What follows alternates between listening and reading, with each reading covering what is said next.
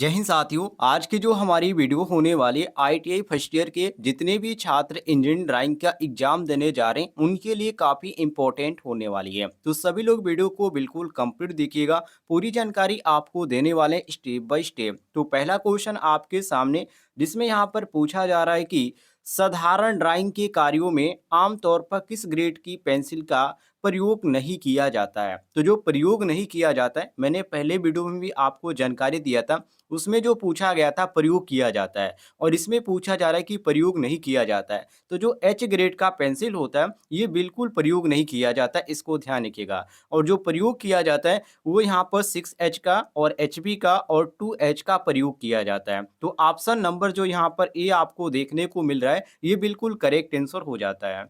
आगे देखिए अगले क्वेश्चन को।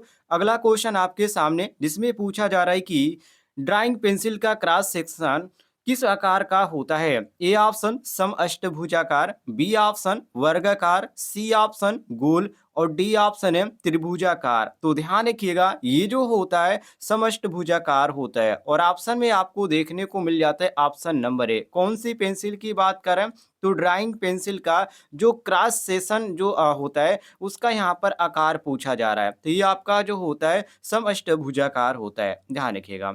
आगे देखिए अगले क्वेश्चन को जिसमें यहाँ पर अगला क्वेश्चन यहाँ पर पूछा जा रहा है कि किस उपकरण का प्रयोग निर्धारित लंबाई तक रेखाओं को मिटाने के लिए किया जाता है। यहाँ पर दिए गए इरेजिंग शीट और बी ऑप्शन दिया गया sand paper, C option scale और डी ऑप्शन फ्रेंच कर्व। तो साथियों यहाँ पर सही होता है ऑप्शन नंबर ए जिसको बोला जाता है इरेजिंग शील्ड। तो यहाँ पर आपका ए ऑप्शन बिल्कुल करेक्ट आंसर हो जाएगा। आगे देखिए अगले क्वेश्चन को। अगला क्वेश्चन यहाँ पर पूछा जा रहा है कि इरेजिंग शील्ड किस प्रकार बनाई जाती है। वेरी वेरी इंपॉर्टेंट क्वेश्चन है। ये जो बनाई जाती है स्टील की पतली पत्ती, यहाँ पर ध्यान रखिएगा। और यहाँ पर आपको जो सी ऑप्शन देखने को मिल रहा है ये सी ऑप्शन बिल्कुल करेक्ट आंसर हो जाता है। आगे बढ़ते हैं अगले क्वेश्चन को देखिए जिसमें अगला क्वेश्चन यहाँ पर पूछा जा रहा है कि फ्रेंच कर्व किस वर्ग से संबंधित है। A option set square, T square, B option वृत्त दीर्घ, सी ऑप्शन त्रिभुज चतुर्भुज और डी ऑप्शन देंगे बहुभुज। तो यहाँ पर नोट कर लीजिएगा ये जो आपका होता है वृत्त होता है और ये दीर्घ वृत्त होता है, इसको भी नोट कर लीजिएगा। बी ऑप्शन आपका करेक्ट आंसर हो जाएगा। आगे बढ़ते हैं अगले क्वेश्चन को देखिए जिसमें अगला क्वेश्चन यहाँ पर पूछा जा रहा है। क्वेश्चन थोड़ा सा लंबा है, जूम कर देते हैं। देखिए इसमें पूछा जा रहा है कि पैमाने विभिन्न पदार्थों के बनाए जाते हैं, इनमें से सबसे टिकाऊ पदार्थ का को छोटो। तो यहाँ पर लकड़ी का होता है या हाथी का दांत का होता है, यहाँ पर प्लास्टिक दिया गया और यहाँ पर स्टेनलेस स्टील दिया गया है। तो साथियों यहाँ पर आपका सही हो जाता है ऑप्शन नंबर डी। ये जो आपका होता है स्टेनलेस स्टील का होता है, काफी चिकनाहट होती है। तो ऑप्शन नंबर डी जो यहाँ पर दिया गया है ये आपका डी ऑप्शन करेक्ट आंसर हो जाता है।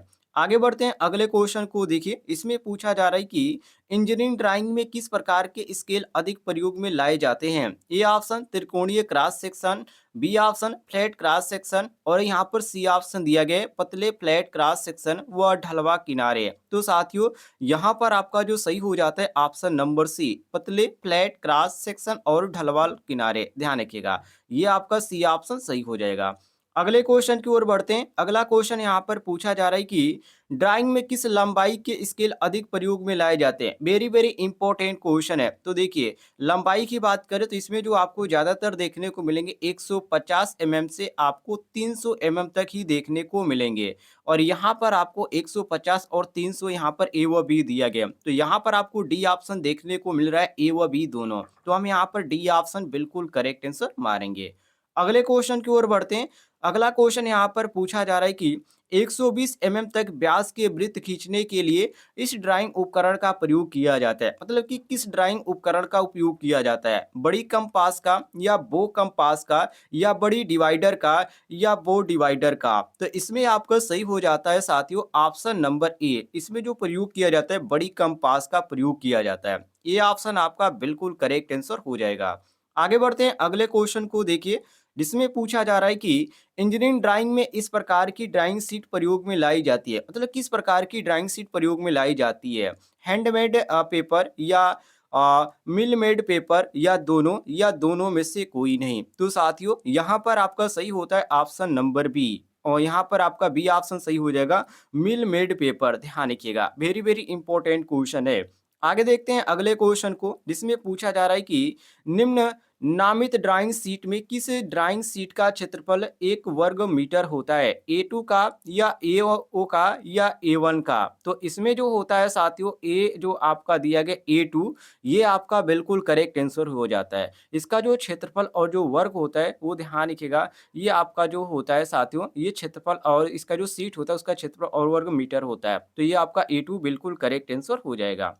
अगले क्वेश्चन की ओर बढ़ते हैं। अगला क्वेश्चन आपके सामने, जिसमें यहाँ पर पूछा जा रहा है कि इंजीनियरिंग ड्राइंग में पेंसिल का चुनाव इस आधार पर किया जाता है, ड्राइंग शीट के आकार के आधार पर या ड्राइंग के प्रकार के आधार पर या लाइन वर्क के प्रकार के अंतर्गत या पेंसिल की क्वालिटी के अंतर्गत। तो जो ड्राइंग शीट होता है साथियों, ये जो यहाँ पर किया जाता है पेंसिल की क्वालिटी के आधार पर इसका हम चुनाव करते हैं। ऑप्शन नंबर डी हमारा करेक्ट आंसर हो जाएगा। आगे बढ़ते हैं अगले क्वेश्चन को देखिए, जिसमें पूछा जा रहा है कि टी स्क्वायर की शुद्धता को इस विधि से जांचा जाता है, मतलब कौन सी विधि है जिससे ये जांचा जाता है। तो देखिए, टी स्क्वायर को 180 अंश के कोण पर घुमाकर लाइनें खींचकर हम आसानी से इसको जांच सकते हैं। और इसमें जो आपको सही ऑप्शन देखने को मिल रहा है वो ऑप्शन नंबर डी देखने को मिल रहा है, टी स्क्वायर को 180 अंश के कोण पर घुमाकर लाइनें खींचकर। डी ऑप्शन करेक्ट आंसर हो जाएगा। आगे बढ़ते हैं अगले क्वेश्चन को देखिए, जिसमें यहाँ पर पूछा जा रहा है कि अक्षरांकन में इन अक्षरों के स्ट्रोक की मोटाई समान होती है, रोमन लेटर की या गोथिक लेटर की या इटैलिक की या टेक्सटेक लेटर की। तो साथियों यहाँ पर आपका सही होता है option number B, Gothic letter की। ध्यान रखिएगा, बी ऑप्शन आपका करेक्ट आंसर हो जाएगा। आगे बढ़ते हैं अगले क्वेश्चन को देखिए, जिसमें यहाँ पर पूछा जा रहा है कि मोटी व बारीक लाइनों को मिलाकर बनाए गए अक्षर कहलाते हैं, रोमन लेटर या गोथिक लेटर या इटैलिक या टेक्स्टेड लेटर। तो साथियों इस चीज को बोला जाता है रोमन लेटर, जो कि ऑप्शन में आपको ए ऑप्शन देखने को मिल रहा है, बिल्कुल करेक्ट आंसर। आगे बढ़ते हैं अगले क्वेश्चन को देखिए, ये भी क्वेश्चन आपका कई बार एग्जाम में पूछा गया। इसमें पूछा जा रहा है कि ये सजावटी अक्षर होते हैं जिनका प्रयोग इंजीनियरिंग ड्राइंग में नहीं किया जाता है। ए ऑप्शन रोमन लेटर का या गोथिक लेटर का या इटैलिक लेटर का या टेक्सट लेटर का। तो देखिए, सजावटी अक्षर की बात कर रहा है, तो इसमें जो यहाँ पर होता है आपको देखने को मिल जाता है टेक्स्टेड लेटर का। ठीक है, ध्यान रखिएगा, इसमें प्रयोग नहीं होने की बात की गई, तो टेक्स्टेड जो लेटर होता है इसका प्रयोग नहीं किया जाता है। बाकी जो रोमन लेटर होता है, गोथिक लेटर और इटैलिक लेटर होता है, इसका प्रयोग किया जाता है। आगे बढ़ते हैं अगले क्वेश्चन को देखिए, जिसमें पूछा जा रहा है कि झुके हुए अक्षर जिन्हें वर्टिकल से 15 अंश पर झुकाया होता है कहलाते हैं, रोमन लेटर या गोथिक लेटर या इटैलिक लेटर या टेक्स्टेड लेटर। तो साथियों यहाँ पर आपका सही होता है ऑप्शन नंबर सी, जिसको इटैलिक लेटर के नाम से जाना जाता है। सी ऑप्शन आपका क्वेश्चन के अनुसार करेक्ट आंसर हो जाएगा। आगे बढ़ते हैं अगले क्वेश्चन को देखिए, इसमें पूछा जा रहा है कि इटैलिक लेटर को वर्टिकल से कितने कोण पर झुकाना चाहिए। अभी आपको एक और क्वेश्चन मैंने आपको बताया था, ठीक है, उसमें 15 दिया गया था, लेकिन वो आपका दूसरा दिया गया था। जैसे कि यहाँ पर वर्टिकल से 15 अंश बाएं दिया गया और यहाँ पर दिया गया वर्टिकल से 15 अंश दाएं। तो ये दाएं बाएं भी आपको ख्याल करना है, ये आपका दाएं वाला बिल्कुल सही हो जाएगा।